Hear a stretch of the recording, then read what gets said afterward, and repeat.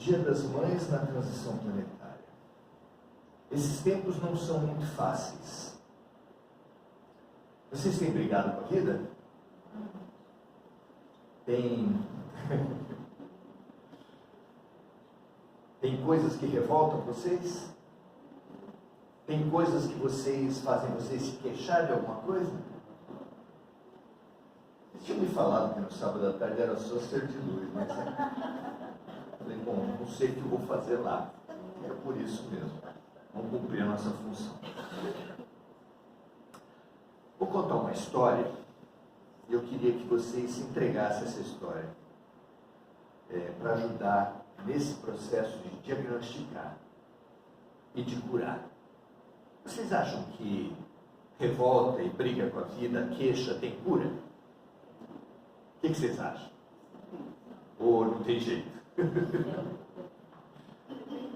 Vamos tentar investir numa cura da revolta e da queixa na transição planetária? E a terapêutica é com uma história, então é agradável.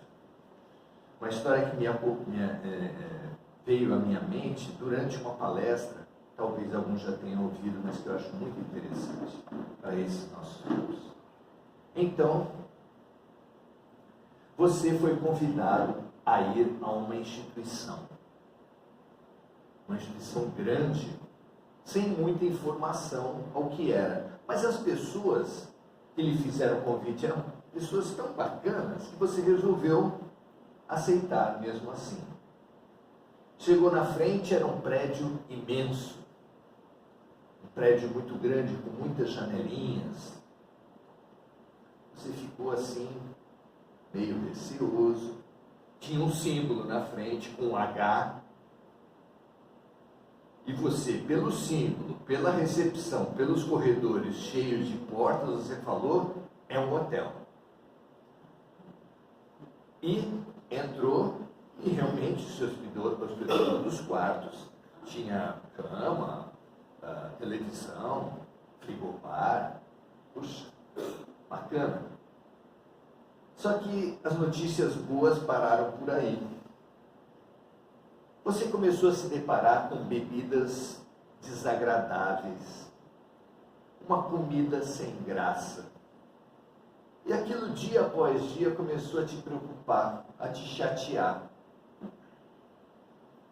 Conversava com outras pessoas que estavam chateadas também, queixosas, revoltadas contra a instituição onde você estava. Somos nós, revoltados ali. Aquilo cresceu, até que você, nos corredores, você começou a ver gente que tinha levado cortes na barriga, cortes na cabeça. Aquilo, como você já estava bem chateado, você falou, isso é insuportável, não dá mais. Reuniu outras pessoas que estavam ali e foram pedir uma reunião com a direção. E agora nós vamos imaginar que é essa a reunião com a direção. E a direção dá a palavra aos queixosos. E as pessoas começam a falar, não, a comida está ruim. E aí quando um levanta que a comida está ruim, aquilo pega fogo. Todo mundo se queixando. E a bebida é desagradável. Nossa Senhora, pega fogo. Todo mundo falando mal das bebidas. E quando começa a falar mal das pessoas cortadas, também. Todo mundo se queixando. Porque está muito ruim essa hospedagem. Vamos supor que a direção da instituição, depois de todo mundo ter falado, ela pergunte, posso falar agora? E as pessoas podem, dá uma explicação aí para a gente, está muito ruim. Vocês pensam que estão num hotel, não é verdade? Aí todo mundo... Só que aquele H na frente não era de um hotel, mas era de um hospital. E aí está a oportunidade da cura para a nossa revolta, para a nossa queixa, para a nossa briga com a vida. O ponto ponto de vista através do qual você tem enxergado a sua vida. O ponto de vista através do qual você tem enxergado as suas dores, as coisas que acontecem com você. Ah, está tudo ruim, a comida está sem graça. Ah, é parte da terapêutica do hotel? Do hospital. A bebida está amarga, está ruim, não é bebida, é remédio. E as pessoas cortadas? Nós sabemos bem, são pessoas que fizeram cirurgias. Eu não sei o quanto vocês pegam essa situação. A diferença da nossa atitude num hotel e da nossa atitude num hospital é parecida? É igual? Você imagina num hotel que todo mundo que aparece está para atender os seus desejos. Num hospital, você imagina que tudo que é feito ali está para atender as suas necessidades. Tem diferença? Há uma frase linda que fala a respeito da oração, que Deus quase nunca atende os nossos desejos, mas sempre atenderá as nossas necessidades. Um pai, uma mãe, todo mundo aqui já foi criança, alguns já foram pais. Os pais atendem todos os desejos dos filhos. É bom um pai e uma mãe que atende todos os desejos dos filhos.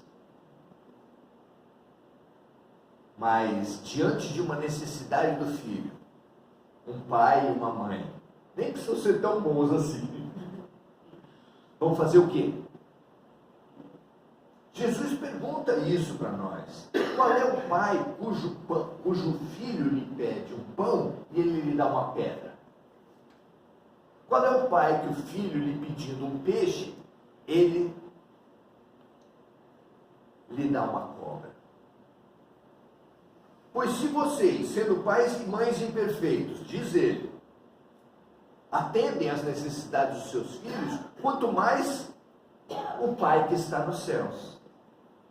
Mas a gente se queixa, mas a gente se revolta. E por que a gente se revolta? Estamos com um ponto de vista errado. É possível mudar rapidamente, de um dia para o outro, se a pessoa tiver boa vontade para reexaminar a sua vida num outro ponto de vista.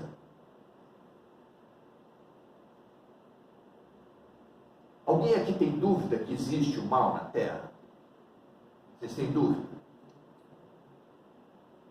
Mas eu pergunto para vocês, tem alguma lógica de existir o mal na Terra se Deus é todo poderoso, perfeitamente bom e justo? Tem lógica? Se eu falo para vocês que eu sou um pai bom, justo, amo meus filhos, tenho bastante possibilidades, mas na minha casa os meus filhos passam fome, são espancados e são abusados, eu sou um bom pai?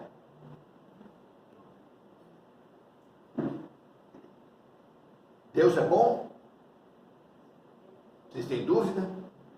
Não teve muita resposta. Deus é bom? É justo? É todo poderoso? Como é que tem mal na Terra?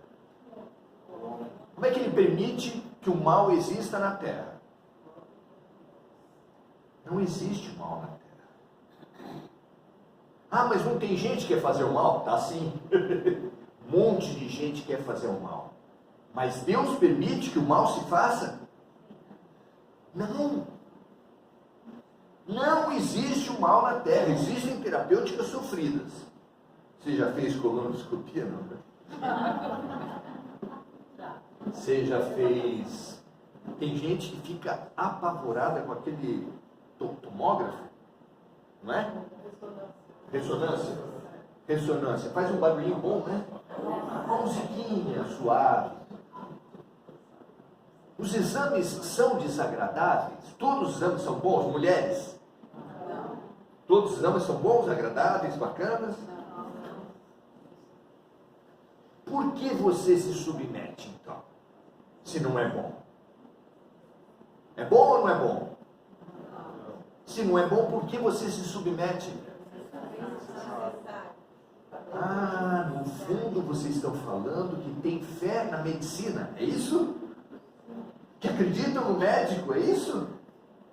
Médico da terra? Essa medicina da terra vocês acreditam? E se entregam e aceitam ser submetidas e submetidos? Nós também temos uns exames chatos.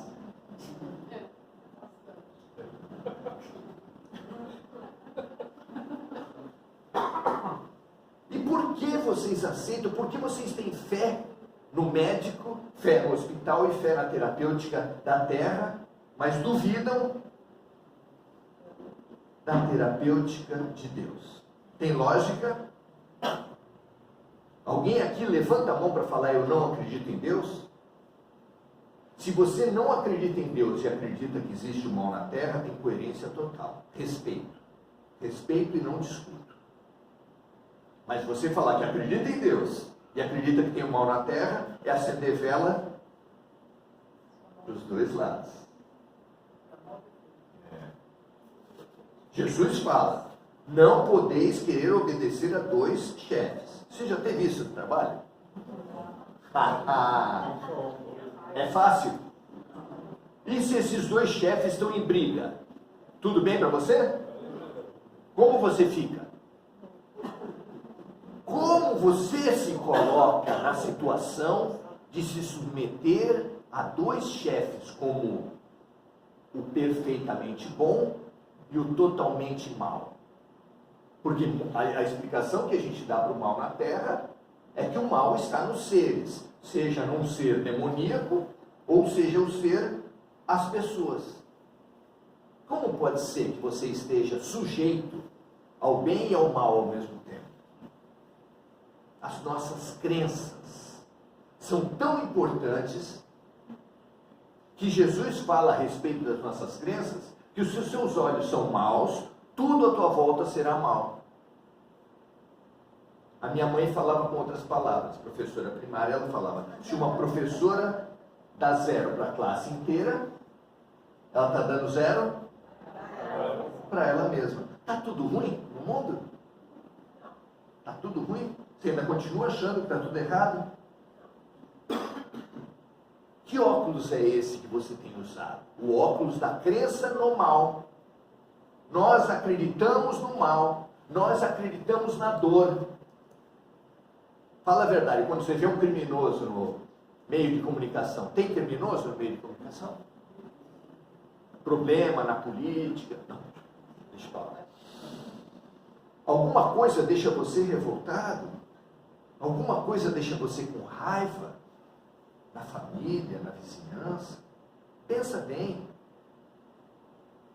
O que faz um doente que briga com a receita do médico? Ele fala que acredita no médico, mas não toma o remédio? Não aceita? Acha que é ruim? Nós precisamos definir, é hora da definição. A Terra está mudando de um estágio de expiação e provas para um estágio de regeneração. Isso vem sendo exaustivamente falado pelos Espíritos. Para você sair da expiação e provas, que basicamente é dor, expiação e provas é dor. Você precisa parar de crer na dor. A dor é uma crença sua. Mais precisamente, o sofrimento é uma crença sua. A dor é obrigatória, mas o sofrimento, que é uma maneira penosa de viver a dor, é uma opção. Crer na dor parte de que princípio? Do princípio do erro. Vocês não sentem que erraram já? Alguém acha que nunca errou na vida? Pode levantar a mão. Se você acha que já errou, é a primeira premissa.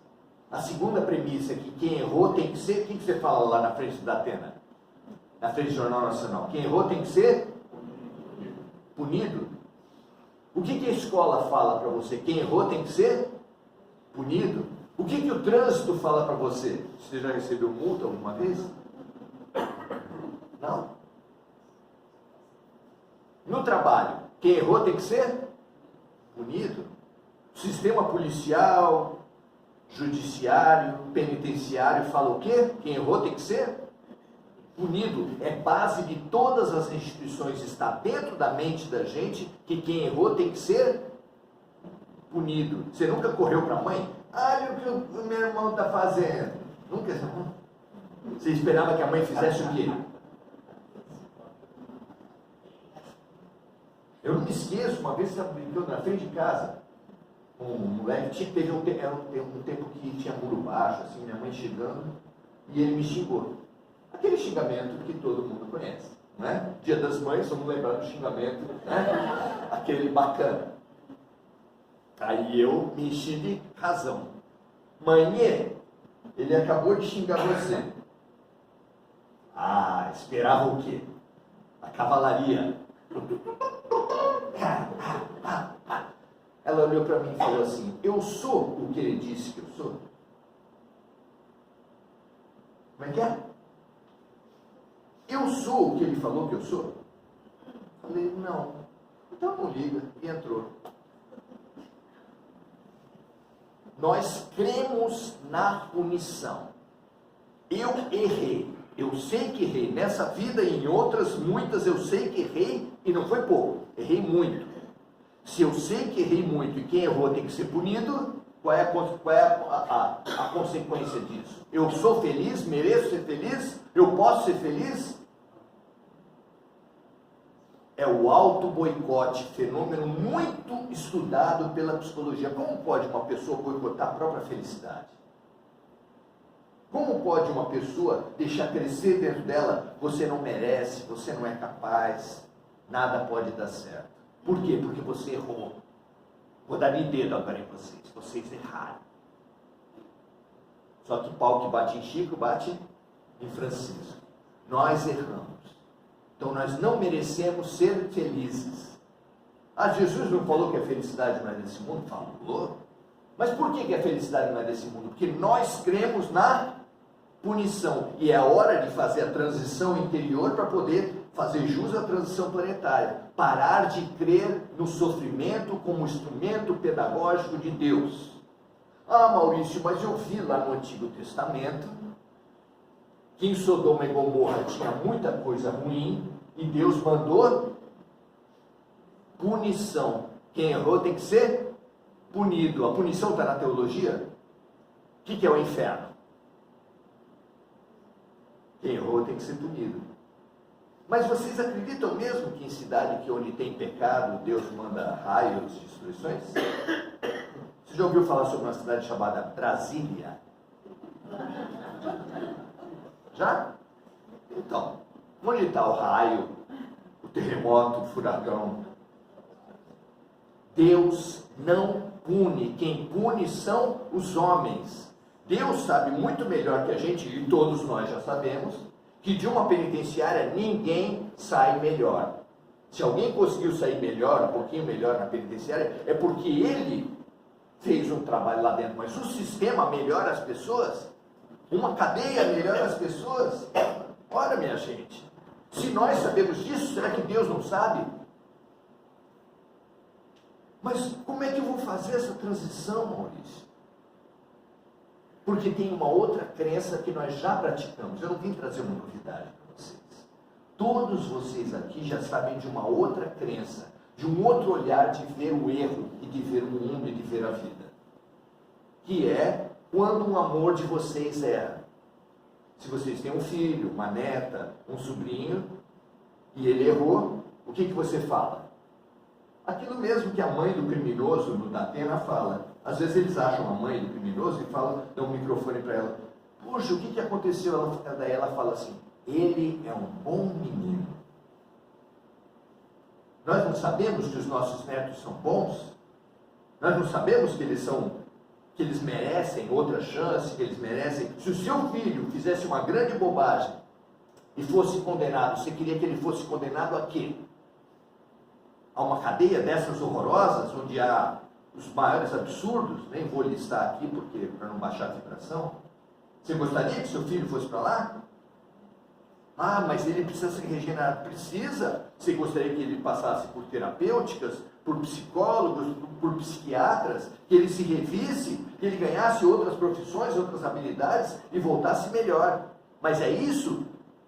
Isso é punição? Não. Existe uma outra maneira de ver o erro, que ela é prática, que ela é muito concreta, que nela se baseia grande parte dos nossos erros.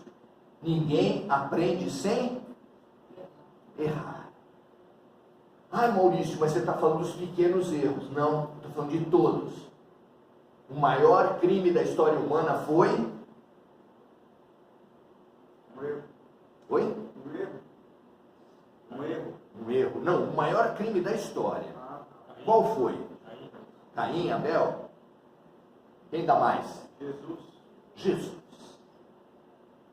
Ter torturado, traído, negado, isolado e assassinado Jesus foi o pior crime da humanidade. O que ele falou no alto da cruz antes de entregar seu corpo? O que ele falou? Perdoe, pais, que eles não sabem o que fazem. Perdoai, porque eles não sabem o que fazem. E nós querendo... Se você assiste pela primeira vez, você ia falar, nossa, tortura esses caras, Pilatos, Caifás, Anás. Não, ele só queria para as pessoas o quê? Perdão. E por quê? Porque eles não sabem o que fazem. Nós sempre que erramos por ignorância. A gente acha que vai levar vantagem.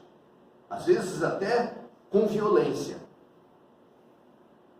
O estuprador, ele tem prazer no estupro. Ele coloca o seu prazer, mesmo que sobre a dor do outro, acima de qualquer coisa. Ele está certo? Claro que não. Claro que não. Mas ele só quer o bem. Ele só quer o bem. O corrupto só quer o bem. De quem?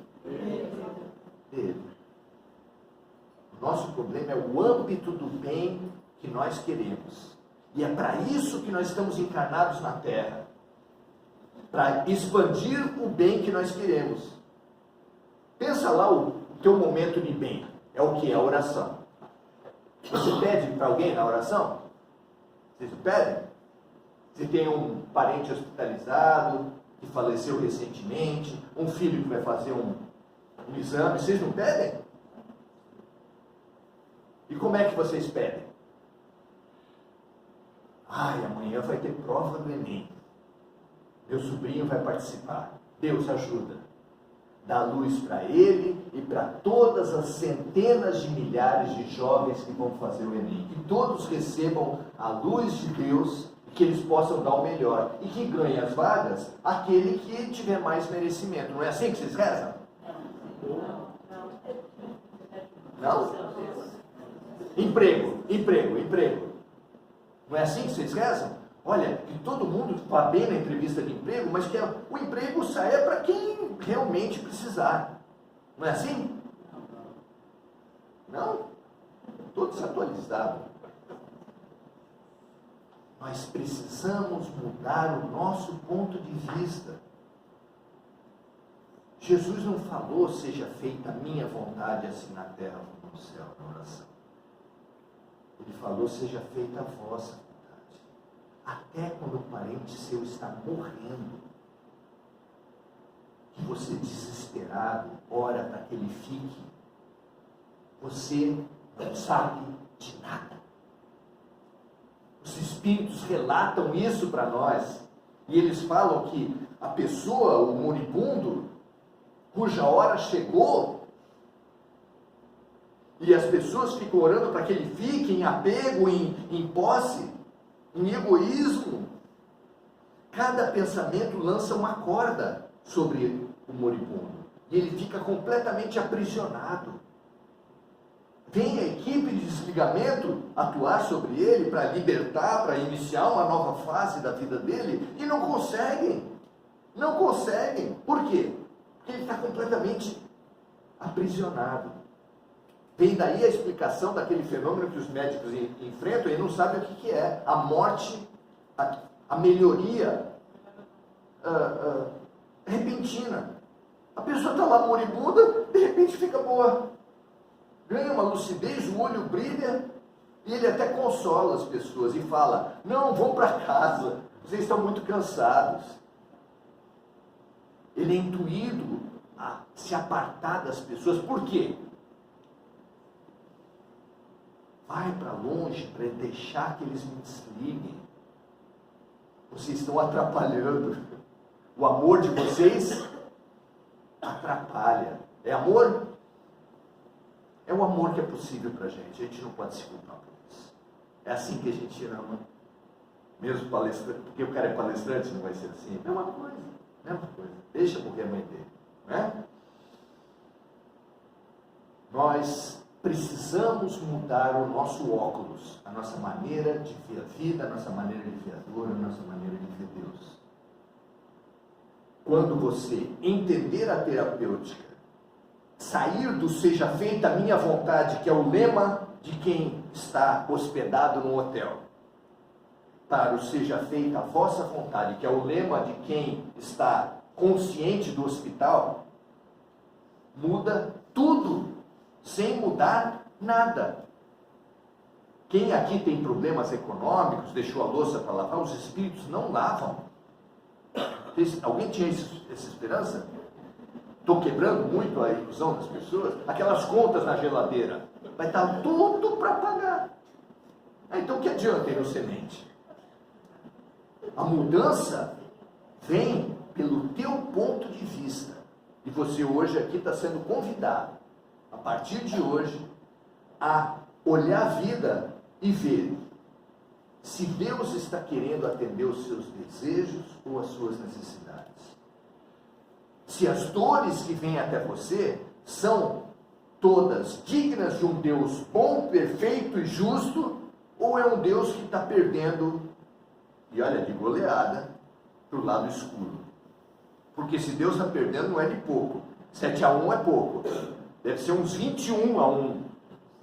Porque só tem coisa que desagrada a gente. Sim, a vida desagrada. A vida desagrada. Porque nós não temos consciência do processo terapêutico no qual nós estamos inseridos. Quando o doente aceita a sua doença, abre-se todo um universo diferente. Não é assim com o alcoólico?